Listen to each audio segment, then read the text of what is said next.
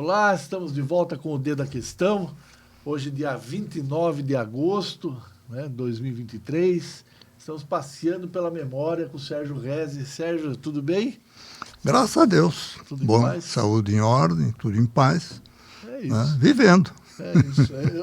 Vivendo. O mais importante é isso. A gente... Observando, não é, que quando você, vamos dizer, atinge uma idade elevada, né?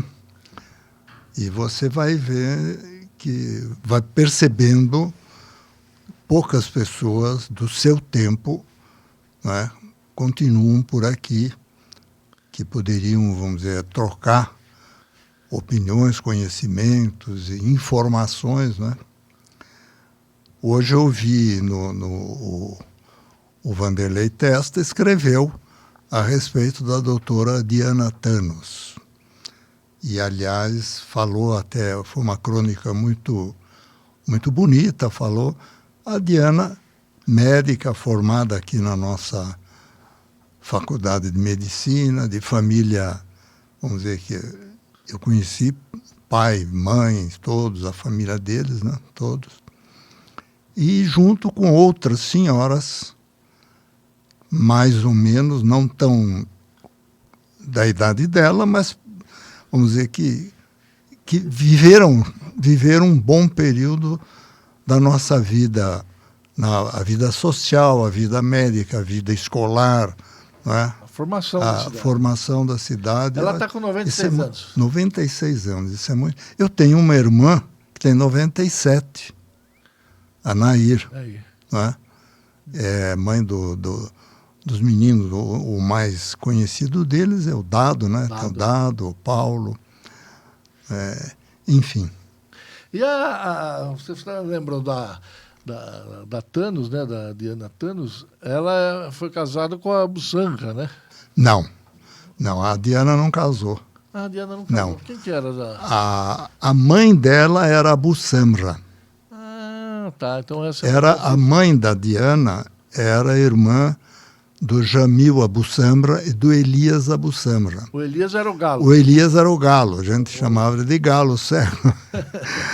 Ele era casada com a filha do Belarmino Moraes Arruda.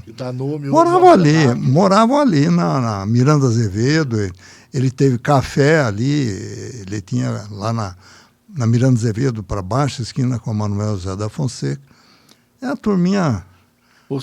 turma da Miranda Azevedo de 7 de setembro que eu vivi, de 1945 até 1970. Será?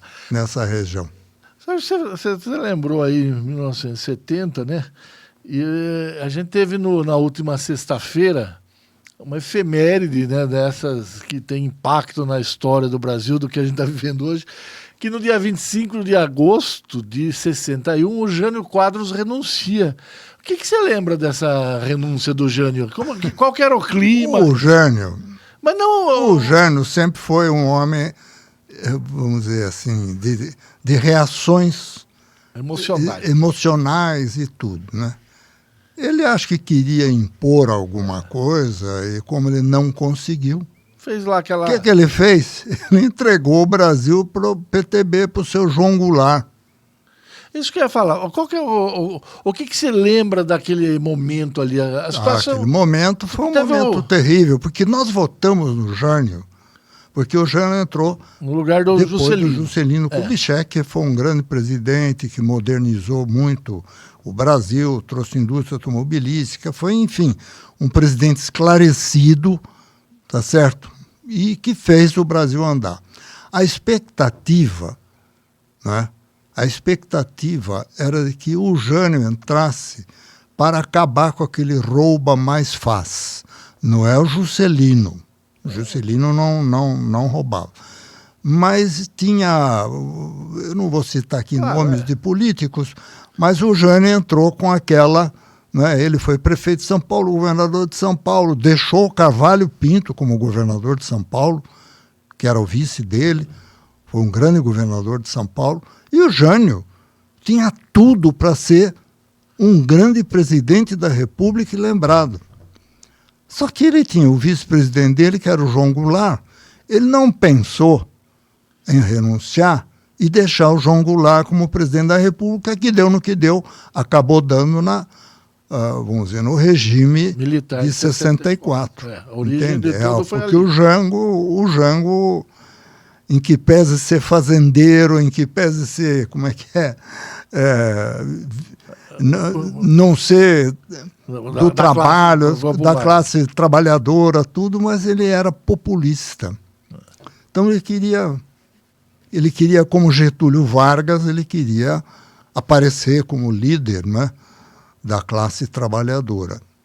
O Jânio entregou o país para o João Goulart, que acabou sendo deposto pelo regime militar. Mas isso aí é da história, né? Mas o que eu queria ver se você lembra é como que foi olha, não temos mais presidente. Você estava lá no ambiente de trabalho, quer dizer, ali naquele momento ainda a gente não tinha... tinha a Rede Globo já, que era... naquele tempo, era jornal, a TV não tinha grande... Quem tinha grande influência... Era o rádio como televisão. Não, a TV Tupi. Essa era... Naquela época era que tinha grande vamos dizer, audiência, grande dimensão jornalística, vamos chamar assim. Os jornais é aqueles que nós conhecemos, né? Aqui o Globo, Estado de São Paulo, Folha de São Paulo... era Cruzeiro, Diário. Tinha o Carlos Lacerda, com a tribuna de imprensa, que, vamos dizer, era um grande líder, antagonista tanto da do classe, Getúlio, né? antagonista do Jango, do Getúlio e de muita gente aí. Era um bom político, um homem sério, foi governador da Guanabara, do estado do Rio de Janeiro, que era Rio de Janeiro... E o estado da Guanabara. Virou Guanabara. Fizeram a cidade do Rio de Janeiro com o estado da Guanabara. Enfim. E era a capital da República. Pois é, mas o Brasil perdeu uma grande oportunidade. Se o Jânio não tivesse feito o que fez, nós teríamos tido a continuidade do regime, vamos dizer, democrático, onde você elegia os presidentes, enfim, tem tudo isso. Houve a interrupção do regime militar. Eu não posso dizer que o regime militar, do ponto de vista de cuidar do país, das coisas, ele foi ruim. Não, ele até que modernizou, desenvolveu, fez o Brasil cresceu, não é? Mas teve o problema político, não é bom enfim, que não é centralizar. Não é bom você... Seja para qualquer lado. E eu posso dizer para você que foi uma pena que o regime militar não resolveu o problema da classe política aqui no nosso país. Depois do último presidente militar que nós tivemos outros presidentes que foram eleitos, mas não podemos dizer que foram grandes revelações políticas e administrativas. Mas o político, Sérgio, ele não é a cara do cidadão? Não é bom a gente falar nisso, porque você acaba vendo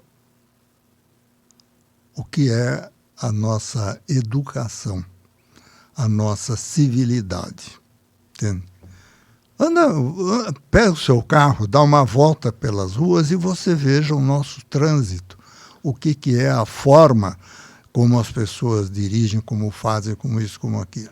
Uma das coisas que eu me lembro, logo que eu tirei a minha carteira de Sorocaba, o trânsito, não é o trânsito. A gente fala do trânsito, são as pessoas que fazem o trânsito ser ruim como ele é. Nós tínhamos um trânsito organizado. Por que ele era organizado?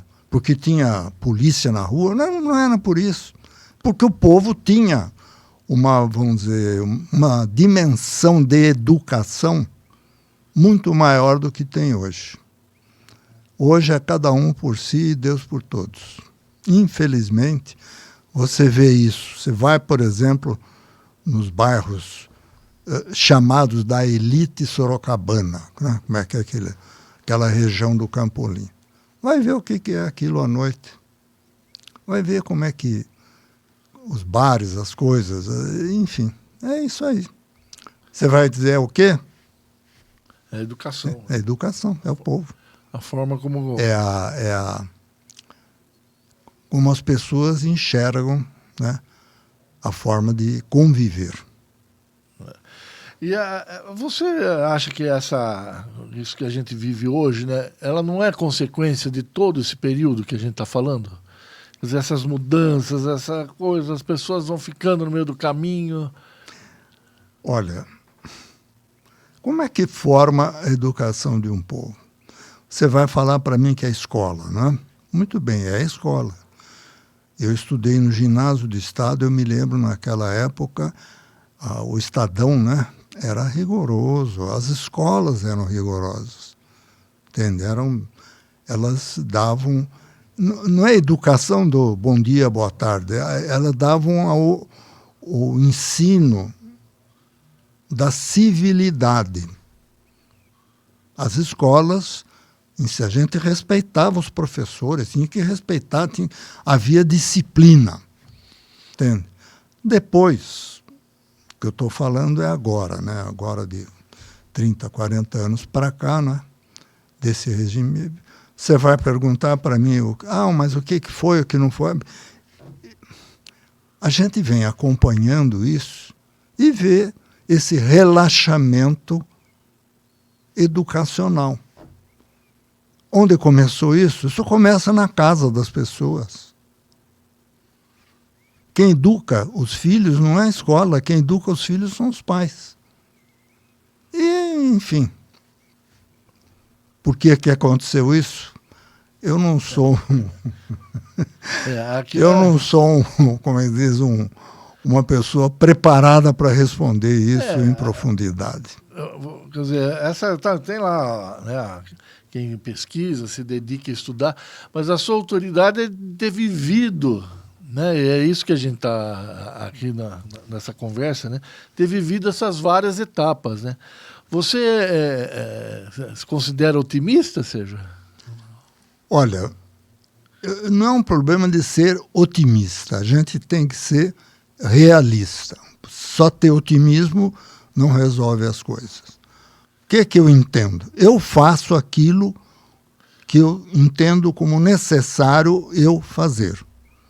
Eu procuro passar para filhos, para netos, para as pessoas que trabalham comigo, vamos dizer, aquilo que eu entendo como uma forma civilizada de viver, educar, né? Dentro das nossas empresas, a gente tem uma forma de deixar isso muito nítido, muito claro, né? Não sou só eu, muita gente em Sorocaba que eu conheço, né? As pessoas também têm esse tipo de raciocínio. Só que você não alcança. Quanta gente que vem de fora de Sorocaba, que vem para morar aqui, que vem para viver. Sorocaba, no tempo em que a gente tinha 100 mil habitantes, 120 mil habitantes. Sorocaba hoje tem 700 mil habitantes. Dos 700 mil, quantos são aqueles que nasceram e cresceram aqui e quantos vieram de fora? O censo diz que em 10 anos, 250 mil vieram para cá. Gente, são pessoas que vêm procurar é normal, trabalho, né? Uma qualidade. É normal. Eu também não tenho assim, vamos dizer, eu não vejo com pessimismo que a gente fique cada dia. Não vejo. Eu acho que a tendência é a gente ir superando essas, vamos dizer, dificuldades de aprendizado que eu digo de educação, de convivência, de cidadania, não é?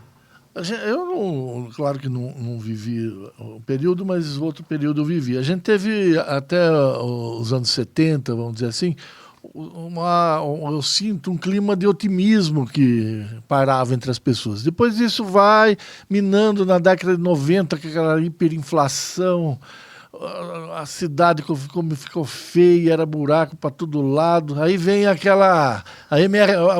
como que era? O RV, né? Até chegar ao real. Olha, você falou da inflação. O Brasil, desde Fernando Henrique Cardoso para cá, isso foi dos anos 94, 90, 98. por aí, 90, vamos dizer, controlou a inflação e criou uma forma de viver não inflacionária. Então, o brasileiro aprendeu a olhar o custo de vida, a olhar, né, como o preço das coisas, tudo mais. Isso eu acho que nós tivemos de muito bom, eu acho que é um processo que não volta mais. O povo brasileiro hoje não aceita mais a volta da inflação, porque quem viveu isso lá atrás sabe o que é. Eu me lembro, o preço do automóvel alterava todo mês. Entende? E hoje não é mais assim. O alimento sobe, desce, o alimento porque, por exemplo, está dentro de uma faixa ali. Houve uma crise do tomate. O preço, lógico, sobe um pouco, mas logo que volta o tomate em quantidade, o preço volta a ser normal, né? As próprias pessoas, a população aprendeu que quando um tipo de mercadoria ou alimento extrapola no preço, ele para de consumir, ele diminui o consumo e isso faz com que o preço volte aos padrões normais, né? Então, eu acho que nisso o Brasil se equilibrou, se modernizou e está. Agora temos que ver o que a classe política nos ajuda, nos ensina, entende? Nos faz... quando digo classe política, é a influência que ela tem sobre os meios de comunicação, sobre escolas, sobre tudo isso. A gente vê também que as escolas estão muito bem colocadas, enfim, eu tenho expectativas positivas a respeito do Brasil, do nosso futuro. Não vai ser um Estados Unidos, uma Alemanha, não é? Mas eu acredito que é melhor o Brasil do que muitos países que a gente não vamos citar nomes aqui, mas muitos países que a gente conhece. Você, né, mantém a sua empresa e tal, mas mantém também as relações, né, com aquilo que acontece no âmbito nacional, vamos dizer assim. Você teve agora na abertura do encontro da FenaBrave. Qual que é a expectativa? Qual que é o cenário, Sérgio? Olha, o cenário político, nós vamos ter continuidade do governo. O governo foi eleito. Então, há democracia. Deverá haver eleições para presidente daqui a algum tempo, eleição para governador já aconteceu.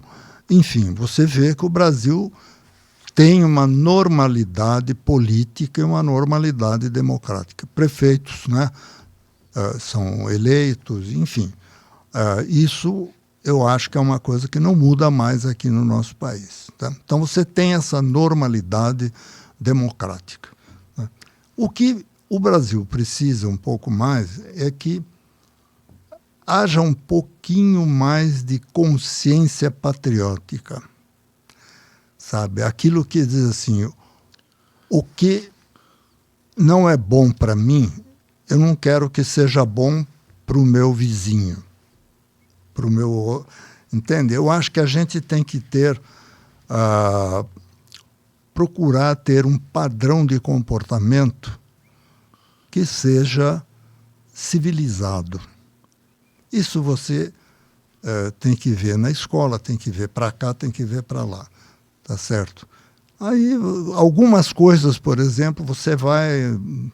Vamos falar do nosso bairro, o chamado Campolim. Campolim, a elite sorocabana mora no Campolim. Vai ver o barulho que é aquilo à noite. Bares e para lá e para cá, gente agitando e tal. Você vai dizer assim, mas são as pessoas? Tá, é lógico que são as pessoas. Mas quem que autoriza a abertura indiscriminada de bares, de estabelecimentos em áreas chamadas de residencial.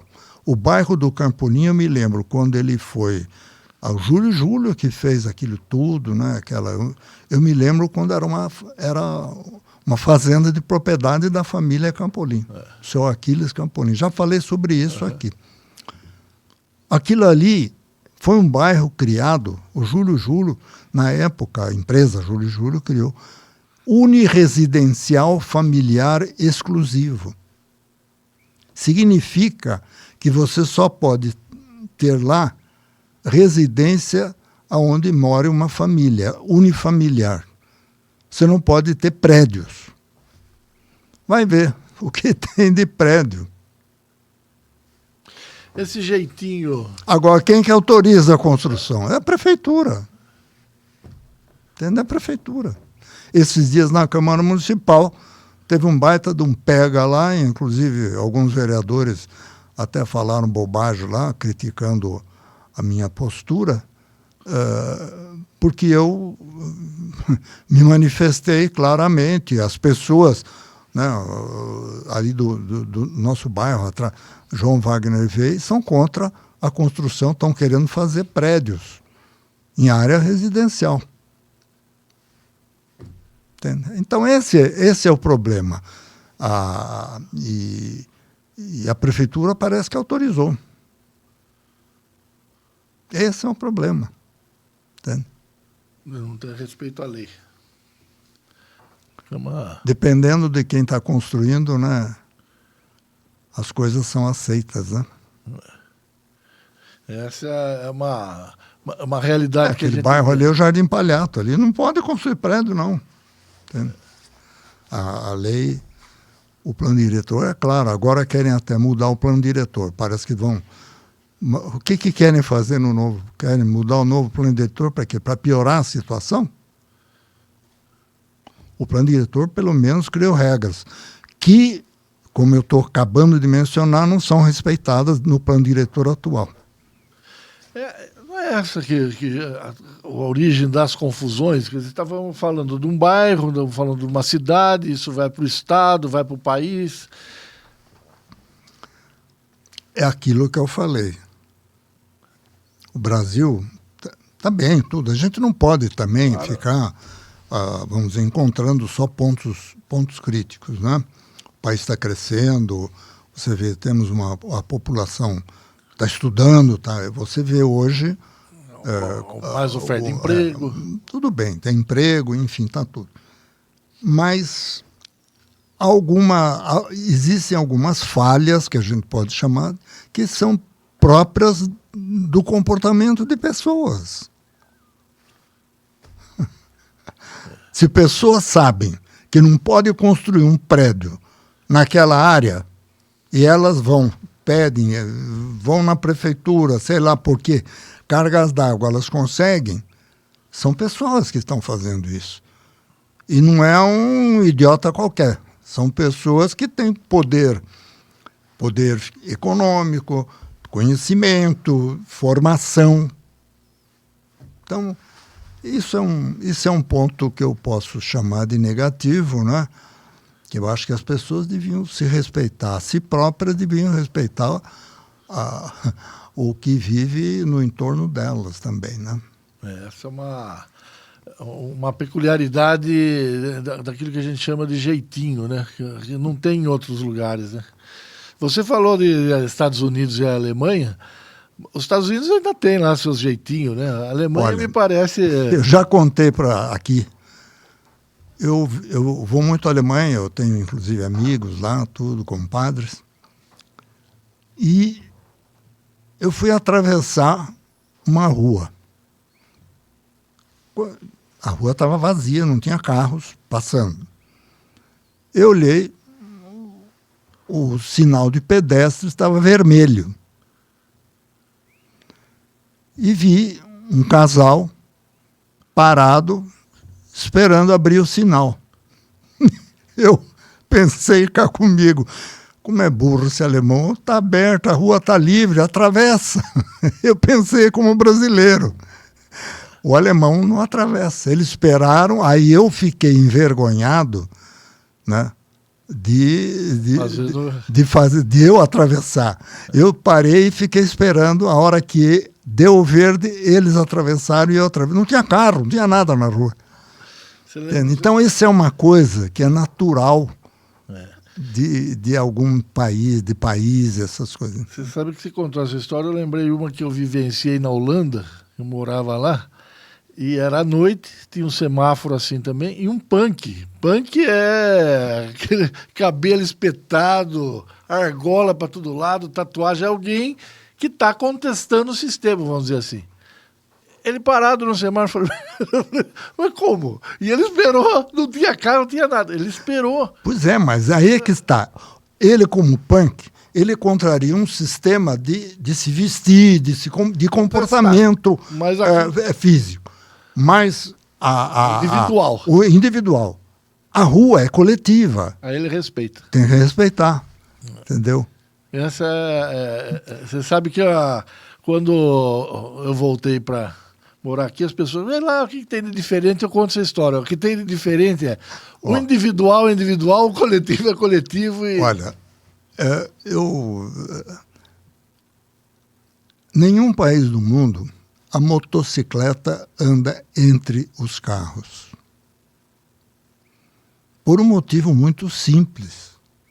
A motocicleta é um veículo, vamos dizer, frágil, do ponto de vista, se ela, vamos dizer, bater em alguém, ela é frágil. Eu vi agora, ontem eu estava assistindo a televisão, eu vi uma moto, estava parada no semáforo, a outra vez morreram os 2 motociclistas. Então, são veículos, do ponto de vista de segurança, são frágeis, está certo que se bater, se acontecer alguma coisa. O para-choque é o joelho do motoqueiro. E eu, nos meus 30 anos, eu tive moto.